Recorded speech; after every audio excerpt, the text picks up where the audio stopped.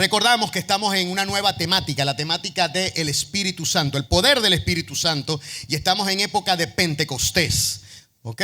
Entonces, ese va a ser el eje temático por el cual van a estar atravesándose todos y cada uno de los mensajes que están acá. Y por eso les voy a invitar a que abra su Biblia en Juan capítulo 14, versículos 16 al 18. Ya que el mensaje que traigo en esta mañana lo he titulado El suplente perfecto prometido. El suplente perfecto prometido. Y les invito a que estemos allí en Juan 14, del 16 al 18, unas palabras que le dijo Jesús a sus discípulos justo la noche antes de ser entregado. Dice allí: si me amáis, guardad mis mandamientos, y yo rogaré al Padre, y os dará otro consolador. Diga otro consolador. Dice, para que esté con vosotros para siempre, el Espíritu de verdad, al cual el mundo no puede recibir porque no le ve ni le conoce, pero vosotros le conocéis porque mora con vosotros y estará en vosotros. No os dejaré huérfanos, vendré a vosotros. El suplente perfecto. En el año de 1995 salió a la luz pública una película protagonizada por Tom Hanks y Ed Harris que se llamaba Apolo 13. Esa película da cuenta de un hecho histórico real y verídico que fueron las circunstancias difíciles por las cuales pasó la tercera emisión del programa Apolo. Como nosotros recordamos, la misión Apolo 11, el 20 de julio de 1969, coronó a Estados Unidos como campeón de la guerra espacial al colocar al primer hombre en la luna, o la primera tripulación en la luna. Esa fue una misión exitosa que definitivamente conquistaron los norteamericanos, y luego, seguidamente, meses después, fue la misión Apolo 12. Por supuesto, la expectativa fue bajando porque ya se había coronado la luna, también el Apolo 12 también fue exitoso, pero luego, cuando se anunció la partida para la luna de una tercera misión, el 11 de abril de 1970, no causó mucho entusiasmo. Y no es que con esto quiera decir que lo que sucedió con el Apolo 13 fue a propósito, pero sin duda alguna, las vicisitudes que vivieron esos astronautas, comandados por Jim Lovell, Fred Hayes y Jack Swigert, esa era la tripulación. Estaban todos comandados por Lovell. Ellos vivieron unas circunstancias difíciles porque tuvieron un accidente en pleno vuelo. Resulta que cuando ya ellos llevaban 56 horas y ya se estaban aproximando a la luna y estaban a 330,000 kilómetros de la Tierra, resulta que ellos sintieron una explosión en el módulo. Y cuando empezaron a verificar, resulta que el tanque número 2 de oxígeno del módulo de servicio había explotado y estaba afectando el módulo de oxígeno o el tanque de oxígeno número 1. De allí entonces, inmediatamente el capitán Lovell llama a Houston con aquella frase que se hizo célebre: Houston, we got a problem. Houston, tenemos un problema. Y vaya problema que tenían. Doy una pausita aquí para decir lo siguiente. Resulta y acontece que esta tripulación, conformada por Lovell, Hayes y Swigert, a última hora tuvo un cambio. Porque en realidad el que iba a pilotear la nave iba a ser el capitán Ken Mattingly. Ken Mattingly, faltando una semana para montarse en el cohete, le dio sarampión alemán y no se pudo montar.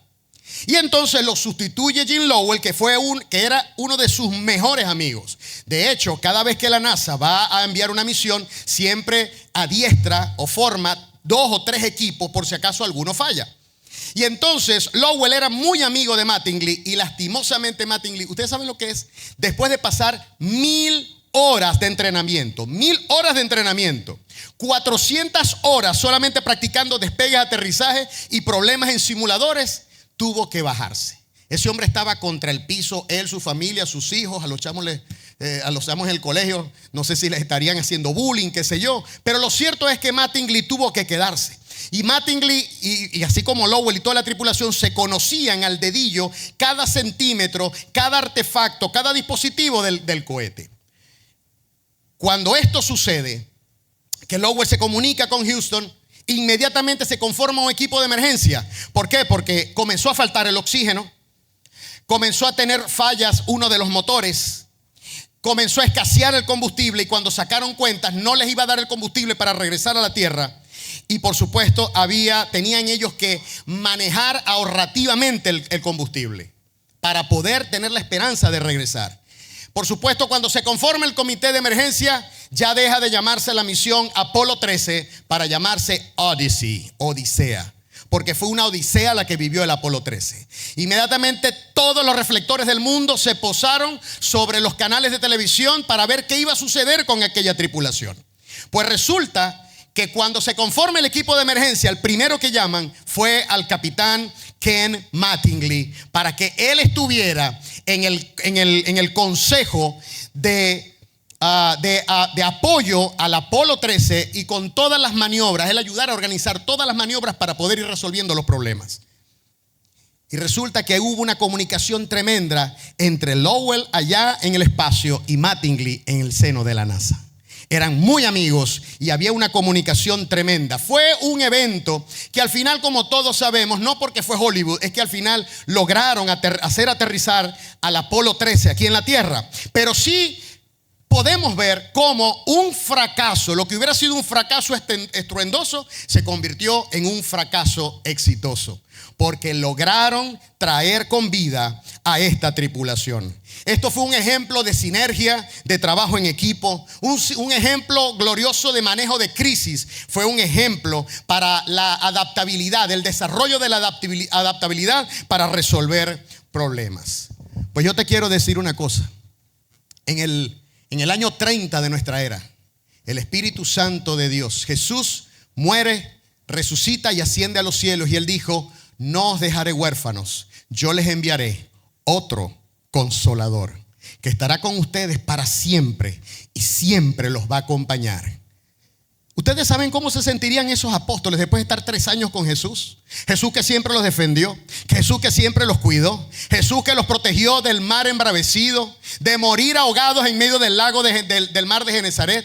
Jesús que siempre los protegió de los comentarios nocivos, perniciosos de los fariseos. Ese Jesús que los cuidaba, que alimentaba gente, que sanaba gente, que sanó incluso a la suegra de Pedro.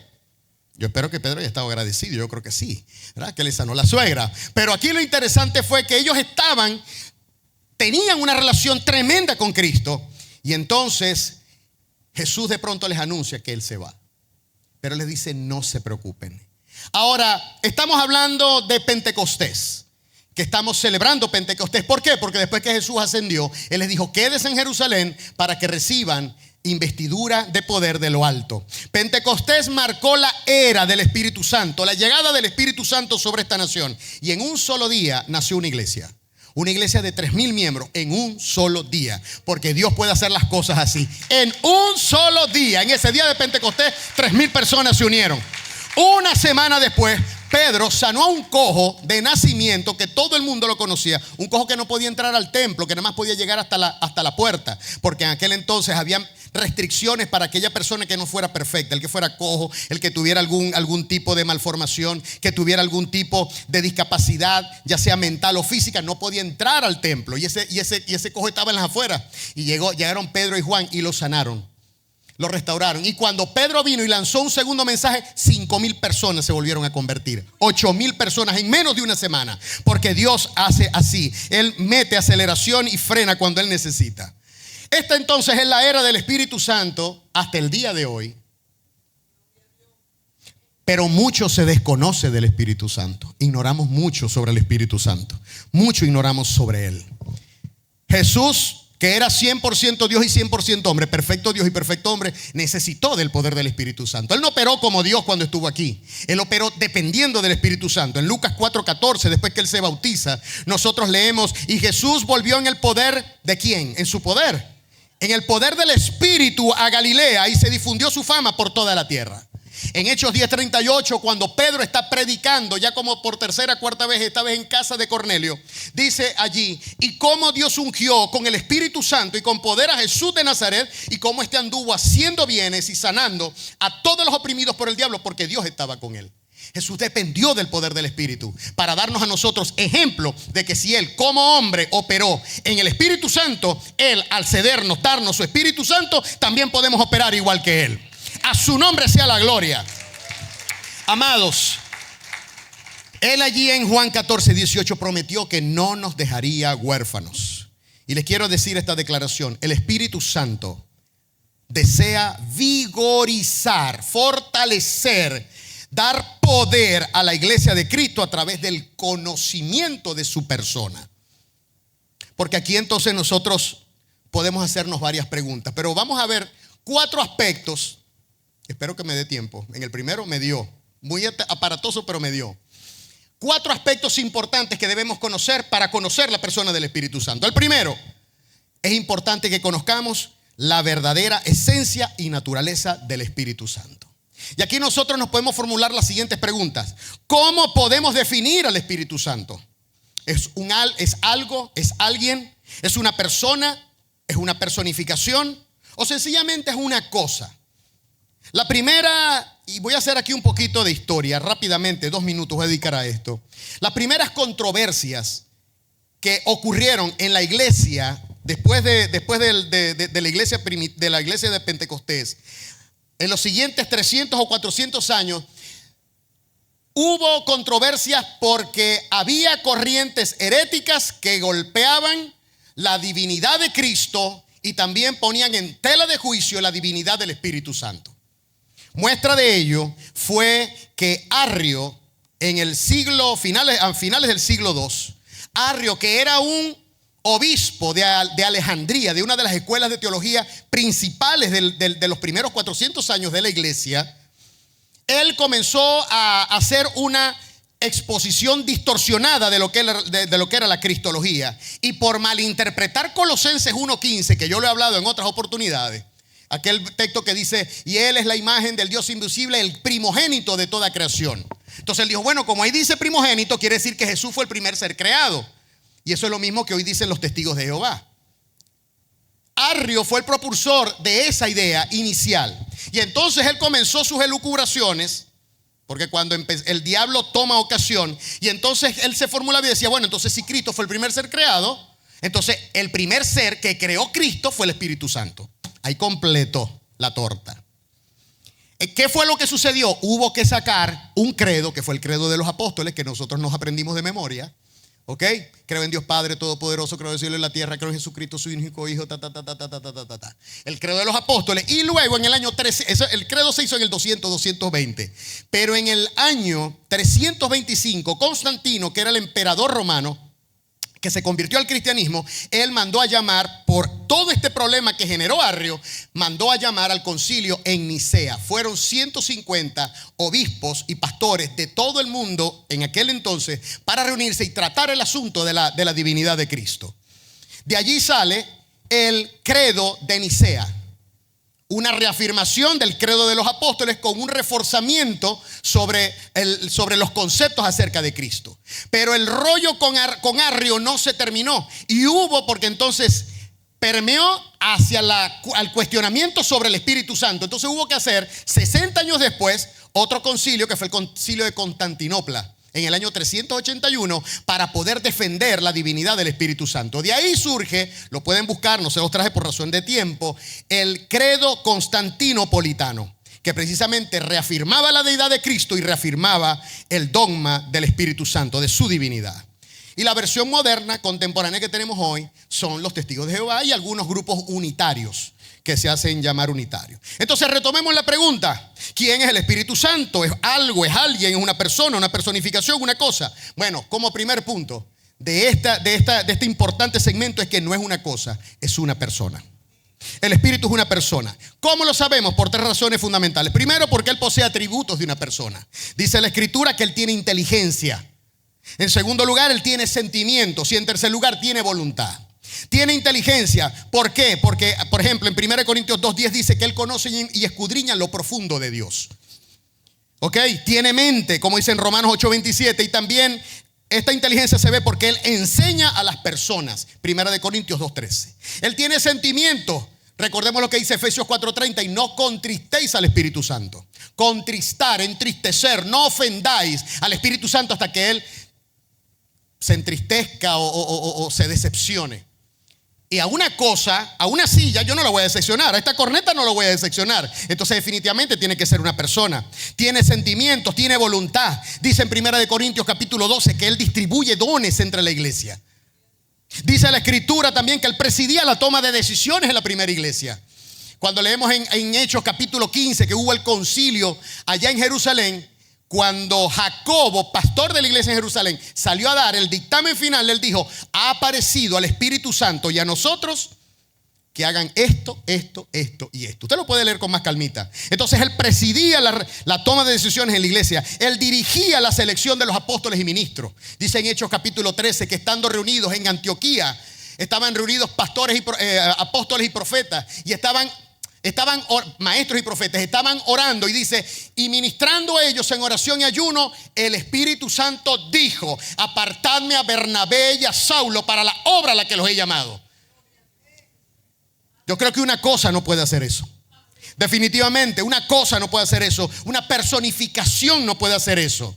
El Espíritu Santo coordinaba las estrategias evangelísticas. Pablo estaba empeñado en ir a Grecia, y llegó un momento en que le dijo: no vas a ir a Grecia. No quiero que prediques no quiero que prediques por ahora el evangelio en Asia. Y en la noche tuvo un sueño y vio un varón macedonio que le dijo: ven a Macedonia y ayúdanos. Y el Espíritu Santo se lo confirmó. Él cambiaba, el Espíritu Santo tenía control y dominio de todas las cosas en la iglesia primitiva. Esas cosas solamente las puede hacer una persona, no una cosa. Es inteligente, tiene emociones. Aparte de eso, realiza acciones de una persona. Dice en Juan 16 que nos guía toda verdad y nos hará saber las cosas que han de venir. Él convence al pecador de pecado, justicia y juicio. Él hace milagros en Hechos 8:39. Él intercede por nosotros en Hechos 8:26. Amén. Estas no son actividades de una fuerza activa, una influencia, una personificación que pudiera ser. Además de eso, el Espíritu Santo es objeto de lo que nosotros le hagamos a Él. Por ejemplo, le debemos obediencia, dice Hechos 10:19. Nosotros le podemos intentar mentir como lo hicieron Ananías y Zafira, ¿recuerdan? Allá en Hechos capítulo 5. También nosotros le podemos hacer resistencia, como dice en Hechos 7. Que Esteban, el primer mártir de la iglesia, quien fue apedreado por la verdad de Cristo, un hombre lleno del Espíritu Santo, le dijo a los fariseos y los que lo iban a apedrear: ¿por qué ustedes resisten la voz del Espíritu Santo? Además de eso, se le puede contristar, se le puede blasfemar, se le puede afrentar, como dice Efesios 4:30, Mateo 12 y Hebreo 10. En conclusión, puesto que el Espíritu Santo posee atributos propios de una persona genuina, realiza acciones de una persona y puede ser objeto de nuestras acciones, es una persona. No es una cosa, no es un aparato, no es un corrientazo, no es una energía. Él es una persona. Y no solamente eso, sino que el segundo punto de esto es que Él es Dios. Él es Dios. Él es Dios. ¿Y cómo lo sabemos? Primero, porque por sus nombres, Él se relaciona en nombres con cada una de las personas integrantes de la Trinidad. A Él se le hace llamar Espíritu de Jesucristo. Eso lo vemos en Filipenses 1:19, Romanos 8:9, 1 Pedro 1:11.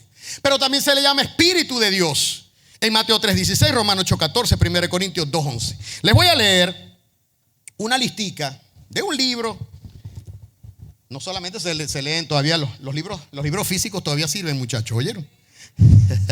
En esta era de la cibernética y de la electrónica. Les quiero leer una lista de una enciclopedia que tengo yo en mi biblioteca personal. Como ven, está algo llevadita, golpeada, maltratada, con todo y con que la tengo en cuidado intensivo, pero bueno. Una lista de los nombres que recibe el Espíritu Santo a lo largo de toda la Biblia. Y quiero que preste atención para saber si una cosa o algo que no sea Dios recibe estos nombres. A Él se le llama Buen Consolador. Todos estos nombres que les voy a decir tienen su respaldo en versículos. El que esté interesado me dice, me pasa el correo, yo le devuelvo esto.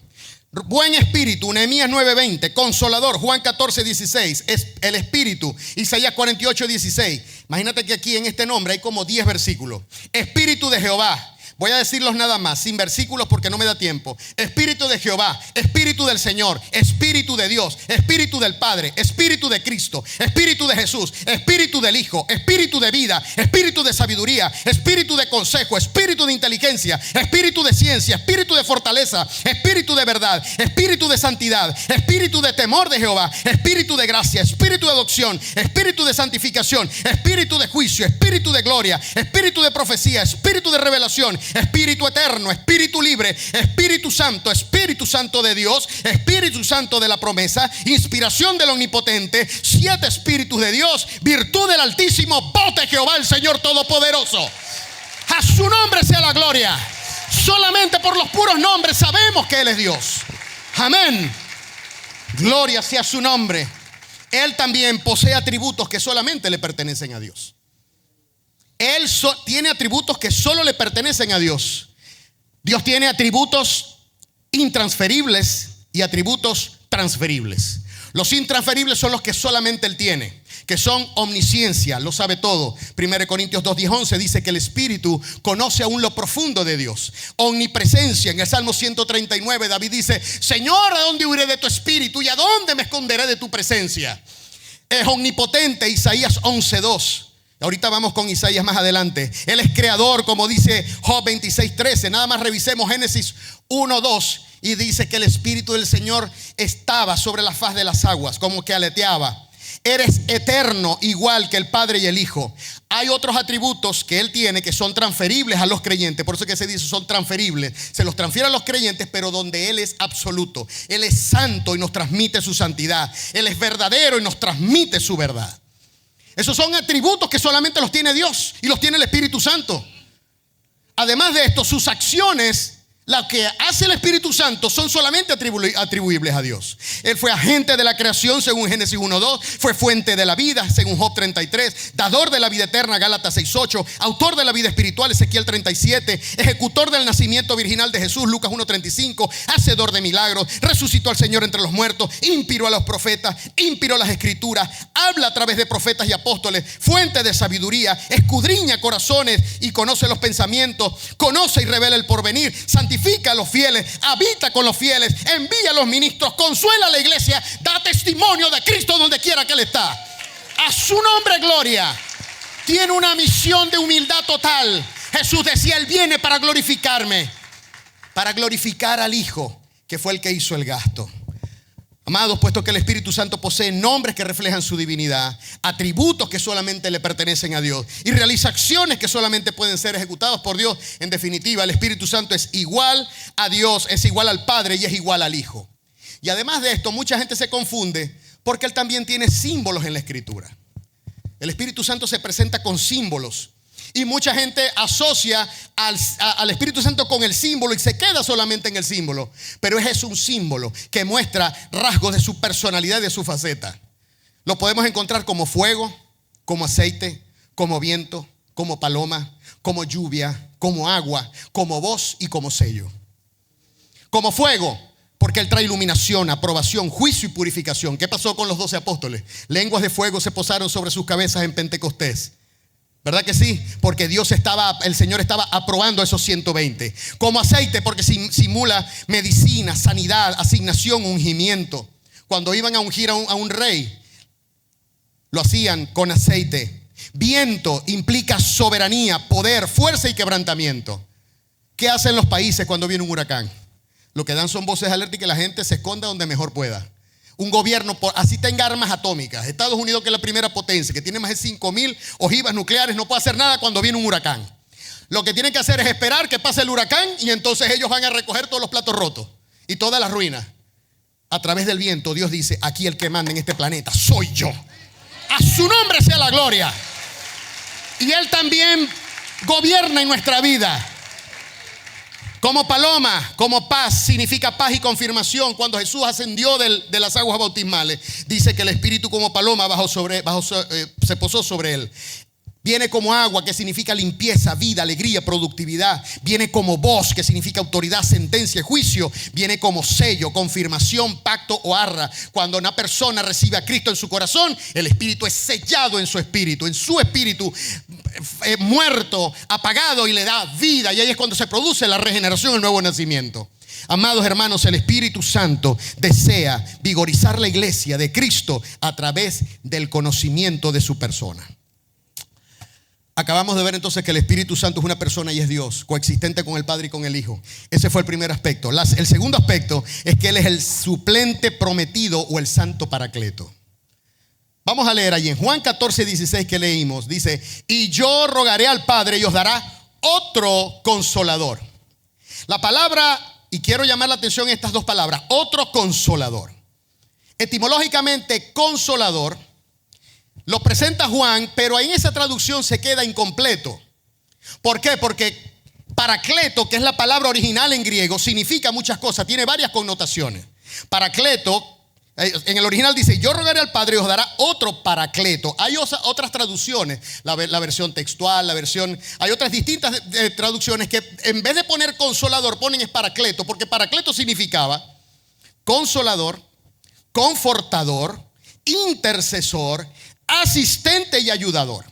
De hecho, la palabra paracleto viene conformada por dos segmentos. Para, que significa al lado de, para municipal, por ejemplo, al lado del municipio, para.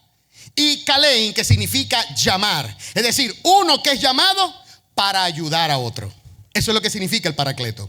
Entonces, nosotros encontramos que el paracleto significa alguien que ha sido llamado a ayudar y prestar determinado servicio. Es el Espíritu Santo ayudador.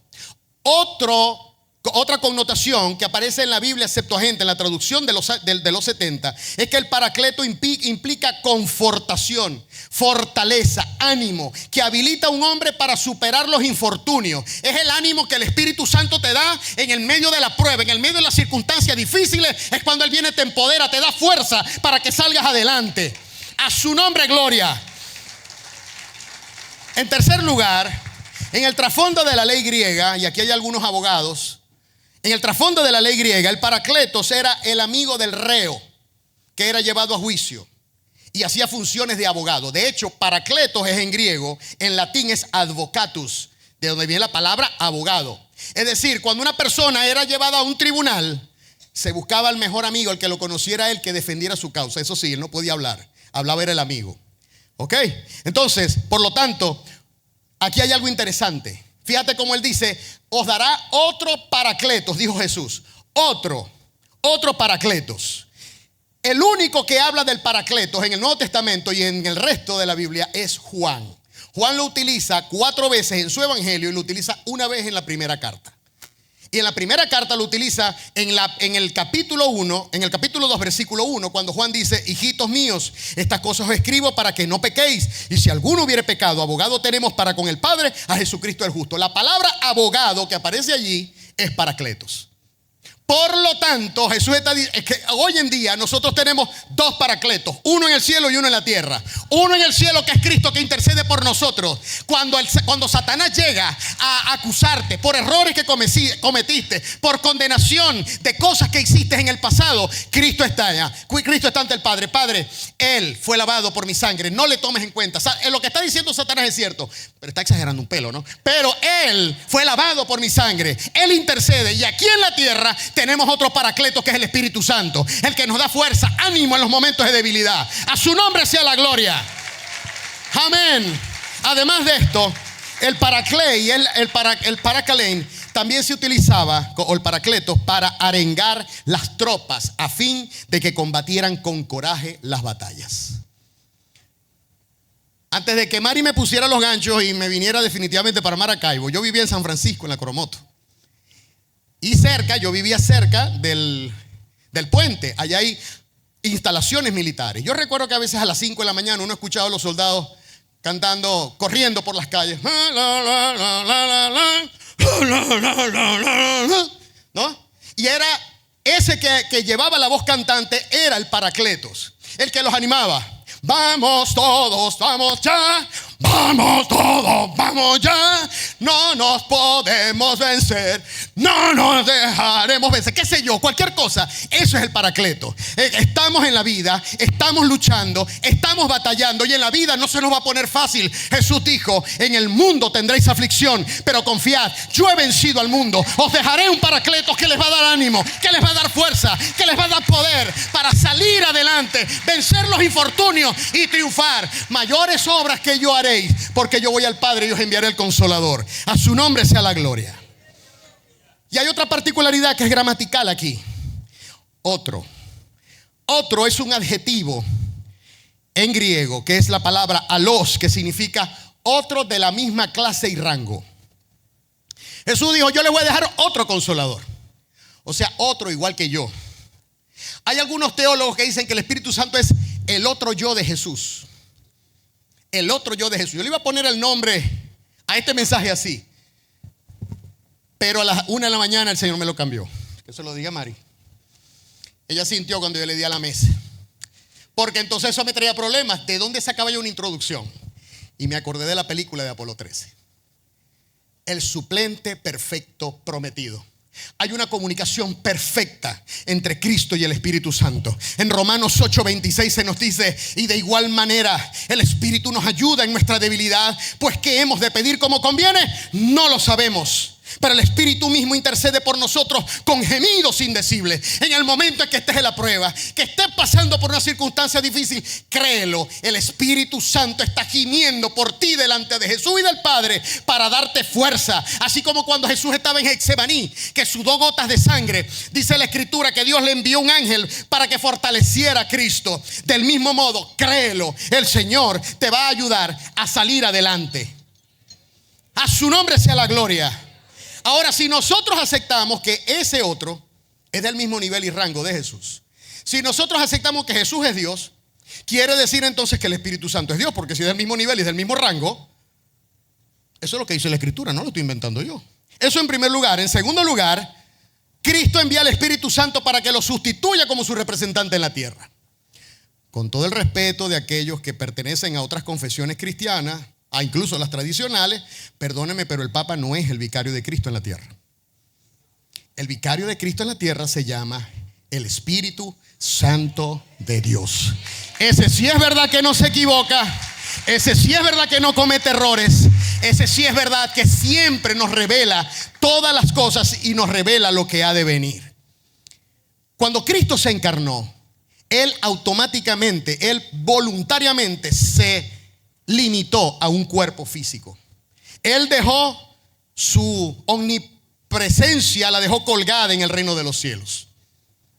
Él dejó colgado su poder de hacer cualquier obra portentosa que Él la podía hacer. Él la dejó colgada y Él dejó que el Espíritu Santo fuera el que lo hiciera. Hermano, eso no es una herejía. No, eso no es ninguna herejía. En Lucas nosotros encontramos precisamente, en Lucas 4:14, nosotros leímos que Él, al salir del bautismo, Él regresó, Él salió con el poder del Espíritu Santo, fue hacia Galilea. No fue en su propio poder. Amén. Ahora, ¿qué es lo que nosotros tenemos? Entonces, que cuando Cristo, el Espíritu Santo vino en Pentecostés, Él hizo su habitación en cada vida, en cada creyente. Todo aquel que le recibe y abre su corazón, el Espíritu Santo es sellado en su corazón y en su espíritu. Ahora, ¿qué es lo que sucede? Que el crecimiento del evangelio fue exponencial. Antes era solamente Jesús trabajando y echándole pierna él solo, después los 12. Pero cuando se convirtieron 3,000, fueron 3,000 sellados y escogidos. Cuando se convirtieron 5,000, ya eran 8,000. Es decir, un crecimiento exponencial, y por todas partes el evangelio iba creciendo, se iba expandiendo. Y eso es lo que hoy en día. Aquí hay 500 personas, aquí hay 500 personas selladas con el Espíritu Santo, investidos con su capacidad para poder hacer la obra del Padre. Amén. El Espíritu Santo desea vigorizar a la iglesia a través del conocimiento de su persona. Amados, Jesús sabía que sus discípulos necesitaban esta investidura de poder. El tercer aspecto que vamos a estudiar ahora es que el suplente prometido llegó en Pentecostés para quedarse. Llegó para morar en la iglesia. En Hechos 1:8 dice: y recibiréis poder cuando venga sobre vosotros el Espíritu Santo, y me seréis testigos en Judea, en Samaria y hasta en lo último de la tierra. Tras la llegada del Espíritu Santo, la poderosa predicación de Pedro, 3,000 personas se convirtieron en un solo día. Él llegó para quedarse permanentemente. En Hechos 2:39 nosotros leemos: porque para vosotros es la promesa. Y eso lo dijo Pedro. Porque muchos dicen, hay muchos que son cesacionistas. Usted sabe lo que es cesacionista, ¿no? Que dicen, no, los dones del Espíritu, eso se quedó allá en la iglesia primitiva. Eso no es para nosotros hoy. Pedro dijo: porque para vosotros es la promesa. Cuando la gente vio a todos aquellos 120 hablando en otras lenguas y con una infusión de poder tremenda, él dijo: esto es lo que predijo Joel. Derramaré mi espíritu sobre toda carne, y los jóvenes verán visiones y los ancianos soñarán sueños. Sobre toda carne se derramará mi espíritu. Y entonces completó diciendo: porque para vosotros es la promesa, le dijo Pedro a todo el mundo. Para vosotros es la la promesa, y para vuestros hijos, y para todos los que están lejos, para cuantos el Señor nuestro Dios llamare. Te pregunto, ¿te llamó Dios? Entonces también la promesa es para ti. A su nombre sea la gloria. Esto no se quedó allá como un tesoro. Es para nosotros hoy. Por medio del Espíritu Santo, la Trinidad completa dinamizaba la vida de la iglesia. En 1 Corintios capítulo 12, versículos 4 al 6, nos dice: ahora bien, hay diversidad de dones, pero el Espíritu es el mismo. Escuche bien. Hay diversidad de ministerios, pero el Señor es el mismo. Y hay diversidad de operaciones, pero Dios, que hace todas las cosas, es el mismo. Ahí tienes la Trinidad. El Espíritu que da los dones, el Señor que da los ministerios, y Dios que hace las operaciones. Él dinamizaba la iglesia. Él le metía energía, combustible a la iglesia. Amén. Nosotros vemos que cuando tenemos una simbología completa en el diluvio de Noé. Ya casi con esto voy terminando. En el diluvio de Noé. Dice la escritura que durante 40 días, después que Noé terminó el arca de haberla hecha durante 120 años, dice la escritura que Dios mismo cerró el arca y comenzó a llover y a llover. La lluvia, símbolo del Espíritu Santo. Y a llover y a llover y a llover, 40 días lloviendo. Y dice que sobre todos los montes, 15 codos por encima, cubrían las aguas la tierra. Y se ha determinado que en los picos más altos del mundo hubo agua. Hay rasgos de una inundación. No nos vamos a meter ahí. El asunto es que estuvieron las aguas 150 días sobre toda la tierra. Y luego empezaron a descender durante 150 días. Al cabo de eso, estamos hablando de un año. Un año con todo destruido y solamente Noé en su arca. Y cuando él abre la ventana, envía un cuervo. Ojo con los símbolos. Envía un cuervo para ver si ya el agua había descendido. Y el cuervo iba y venía, dice la escritura en Génesis 8. Y iba y venía, no se quedaba porque no tenía dónde posarse, porque todo seguía con agua. Pero después envió una paloma. Y la paloma, al cabo del tiempo, llegó con una ramita de olivo en el pico. Y la Biblia a nosotros nos enseña en Isaías capítulo 11: y saldrá una vara del tronco de Isaí, y un vástago retoñará de sus raíces, y reposará sobre él el espíritu de Jehová. Espíritu de sabiduría, de inteligencia, espíritu de consejo y de poder, espíritu de conocimiento y de temor de Jehová. Y le hará entender diligente el temor de Jehová. No juzgará según la vista de sus ojos, ni arguirá por lo que oigan sus oídos, sino que juzgará con justicia a los pobres y arguirá con equidad. Aquí está hablando de Jesús. Cuando la paloma trajo un ramo de olivo, era precisamente porque había encontrado a alguien en quien posarse y a quien llenar. Y fue al Hijo de Dios cuando fue bautizado. La paloma regresa con el pico de olivo, y luego Noé la vuelve a soltar, y nunca más volvió. ¿Por qué no volvió? Precisamente porque encontró dónde posarse. El Espíritu Santo encontró posarse en la iglesia. Mora en la iglesia y no volvió jamás. El Espíritu Santo está aquí y no regresa nunca más. A su nombre sea la gloria. El Espíritu Santo desea vigorizar esta iglesia, toda la iglesia de Cristo, a través del conocimiento de su persona. Amados, hemos visto que el Espíritu Santo es la tercera persona de la Trinidad. Además vimos que es el representante de Cristo para respaldar, cubrir y proteger a la iglesia. En tercer lugar vimos que el Espíritu de Dios llegó para quedarse y morar en la iglesia. Y vamos a ver ahora el último aspecto.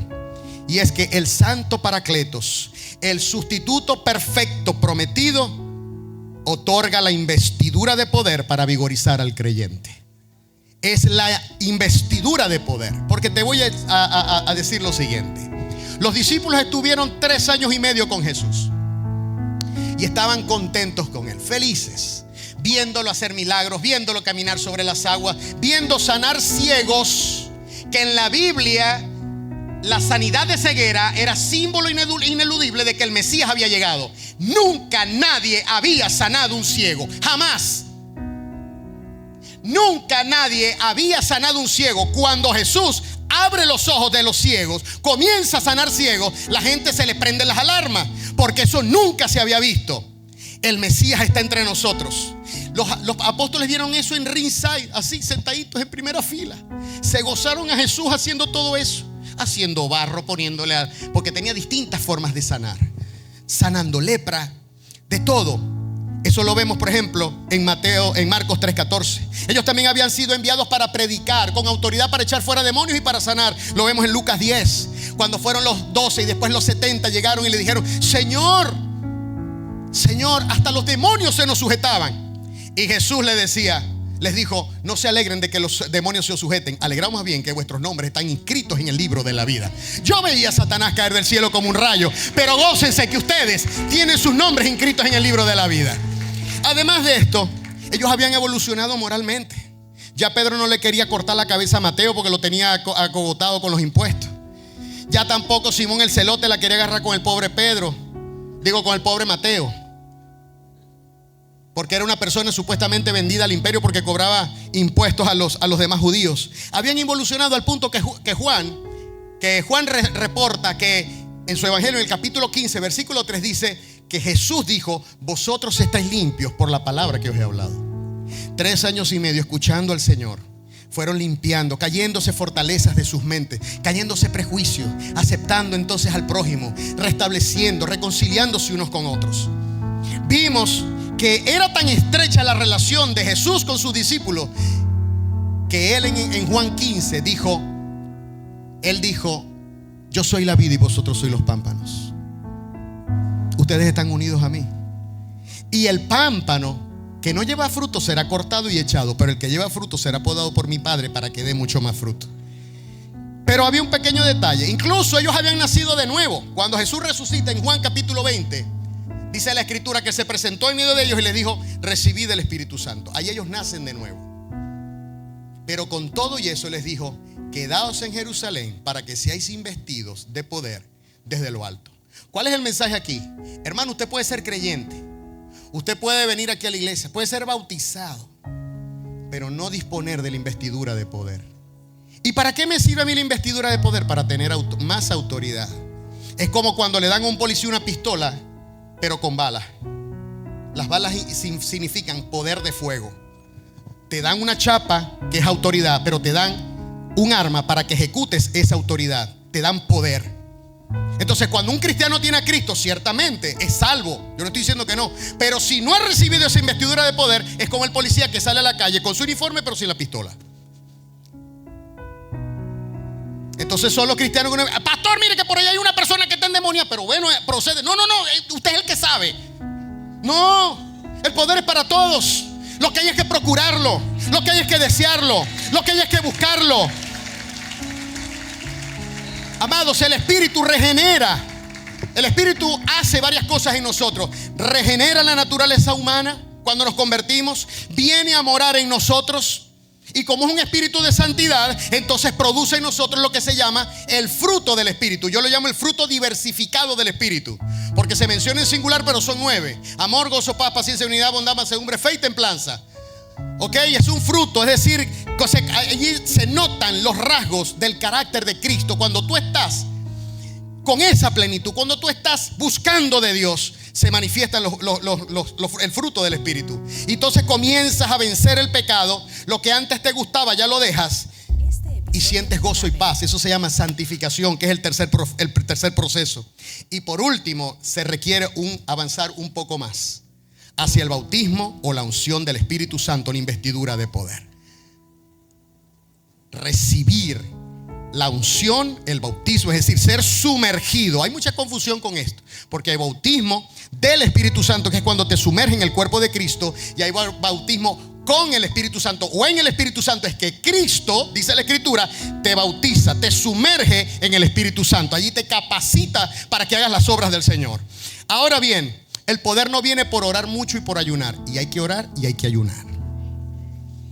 ¿Tú sabes por dónde viene el poder? El poder viene porque proviene de la persona que está en ti. No de tu yo inflado, porque tienes tantas maestrías y tantos posgrados y PhD, philosophy doctor. No viene por eso. Es el Espíritu Santo que mora en tu vida. Ese es el que hace las obras. Cuando yo voy a orar por alguien, yo le digo, no esperes nada de mí. Yo no te puedo dar nada. Yo no puedo liberar un demonio. Es el Espíritu Santo el que lo va a hacer. Amén. Y Él habita en todos nosotros, en todos nosotros. Pero ¿sabes por qué viene el poder? Algunos creen que el poder viene porque tenemos necesidades. No precisamente es la necesidad la que mueve a Dios. Porque si así fuera, entonces África no estuviera en tanto nivel de depauperación en el que está. No es tanto la necesidad. Dios quiere atender las necesidades, no me malentienda. Pero eso no es lo principal. ¿Qué es lo principal? ¿Qué es lo que Dios respeta? ¿Qué es lo que Dios desea para manifestar su poder? Que respetemos a su Espíritu y que le honremos. Que nosotros sepamos que Él nos está escuchando cada pensamiento que decimos. Cada mala intención, Él está escuchando.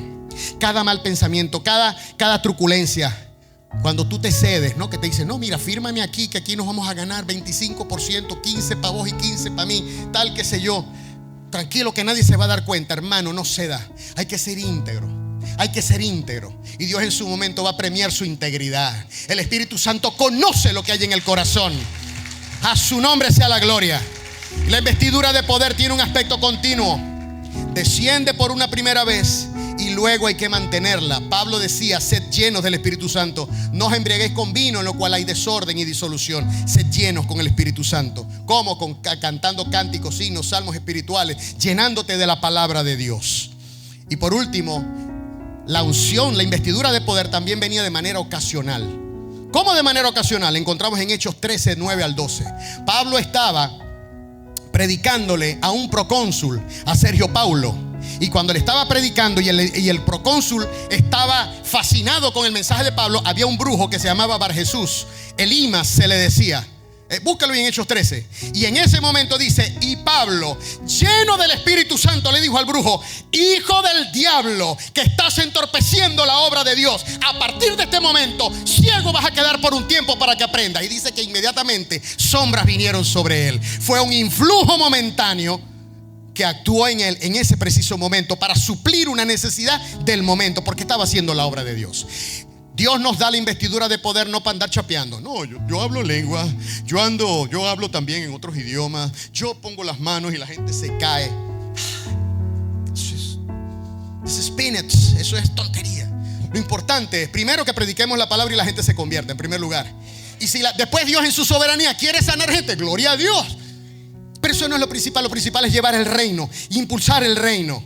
Y para esos momentos, cuando estamos en dificultad, créalo, Dios va a hacer una suministración especial. Finalmente, el poder viene a nosotros cuando tenemos una relación íntima con Dios. Cuando le buscamos diligentemente. Él no responde a nuestras necesidades, sino al respeto que le tengamos. Y cuando nos hacemos uno con Él para doblegar el pecado. Termino con Romanos 8 del 5 al 9. Porque nuestro Pentecostés no se quedó allá, sigue hoy. Porque era para los hijos de los hijos y todos a cuanto el Señor llamare. Así que nosotros podemos vivir hoy un Pentecostés siendo llenos del Espíritu Santo. Amén, buscándole diligentemente. Pero hay que cuidar nuestra integridad. Cierro con esto, Romanos 8 del 5 al 9. Dice, Porque los que son de la carne piensan en las cosas de la carne, pero los que son del Espíritu en las cosas del Espíritu. Porque el ocuparse de la carne es muerte, pero el ocuparse del Espíritu es vida y paz. Por cuanto los designios de la carne son enemistad contra Dios, porque no se sujetan a la ley de Dios, ni tampoco pueden. Y los que viven según la carne, y le está hablando a cristianos. Le está hablando a cristianos, no le está hablando a gente que está en la calle. Dice, porque los designios de la carne son enemistad contra Dios. No es solamente matar o ser adúltero, también decir mentira es enemistad contra Dios. ¿Me está escuchando? Amén. Dice, porque no se sujetan a la ley de Dios, ni tampoco pueden. Y los que viven según la carne no pueden agradar a Dios. Mas vosotros no vivís según la carne, sino según el Espíritu. Si es que el Espíritu de Dios mora en vosotros. Y si alguno no tiene el Espíritu de Cristo, no es de él. Hermanos, por lo tanto, o en conclusión, el Espíritu Santo es la tercera persona de la Trinidad. En segundo lugar, es el verdadero representante de Cristo en la tierra para respaldar, cubrir y proteger a su iglesia. En tercer lugar, Cristo envió a su Espíritu para quedarse y morar en su iglesia. Y por último, el Espíritu Santo tiene el poder de Dios para dinamizar la vida del creyente. Inclinemos nuestros rostros. Señor, gracias por tu palabra. Que se quede en nuestro corazón, que haya cabida y buena tierra para que nosotros podamos hacer tu obra. Señor, que produzca cambios profundos. Desarraiga, quita, pon. Te lo rogamos en el nombre de Cristo. Amén.